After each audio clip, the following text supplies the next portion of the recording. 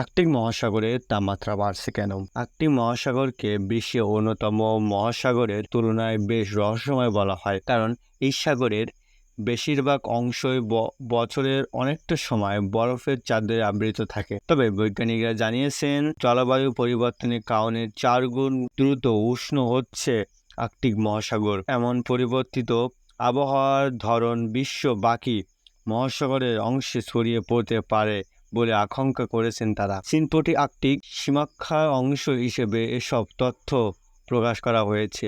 Arctic মহাসাগরের স্রোত ভালোভাবে বোঝার জন্য এই সমীক্ষা চালানো হয়েছে। সমুদ্রের স্রোত পর্যবেক্ষণ করে তেজস্ক্রিয় আইসোটোপের উপস্থিতি অনুসরণ করেছেন বৈজ্ঞানিকরা। বিজ্ঞানী অ্যানাবেল পাইন বলেন, 1950 দশকে বিশ্বের বিভিন্ন জায়গায় পারমাণবিক বোমা পরীক্ষা করার সময় তেজস্ক্রিয়তা সাগরে ছড়িয়ে পড়ে। আটলান্টিক মহাসাগরের আয়োডিন 129 ও ইউরেনিয়াম 236 মূলের উপস্থিতি পাওয়া গিয়েছে। খুব কম মাত্রার উপস্থিতি থাকলেও এসব কণা এখনও শনাক্ত করা যায়। আটলান্টিক মহাসাগর থেকে আর্কটিক মহাসাগরের স্রোত গত কয়েক দশক ধরে কমে আসছে তা জানতে এসব কণা গুরুত্ব তথ্য বহন করেছে। আর্কটিক অঞ্চলে উষ্ণায়নের প্রবণতা বাড়ছে। বৈদেশিক সমুদ্রের গড় তাপমাত্রার চেয়ে 4 গুণ বেশি তাপমাত্রার বৃদ্ধির ঘটনা ঘটে দেখা যাচ্ছে সেখানে, যে কারণে আর্কটিকে দ্রুত গতিতে বরফের আস্তরণ হারাচ্ছে। শুধু তাই নয়,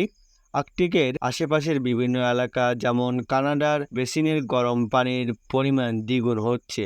বিভিন্ন স্থানে বরফ গলে স্বাদু পানিতে গত 20 বছরে 40 ভাগ বৃদ্ধি পেয়েছে। সমুদ্রের উচ্চতা বাড়ছে। আশেপাশের বিভিন্ন সাগর উষ্ণ পানির কারণে বাস্তব সংস্থানের পরিবর্তন আসছে। গত 45 বছর আর্কটিকের উষ্ণতা সবচেয়ে বেশি বেড়েছে। ইউরোপের বায়ু দূষণ আর্কটিক অঞ্চলের উষ্ণায়নের জন্য বড় প্রভাব ফেলে।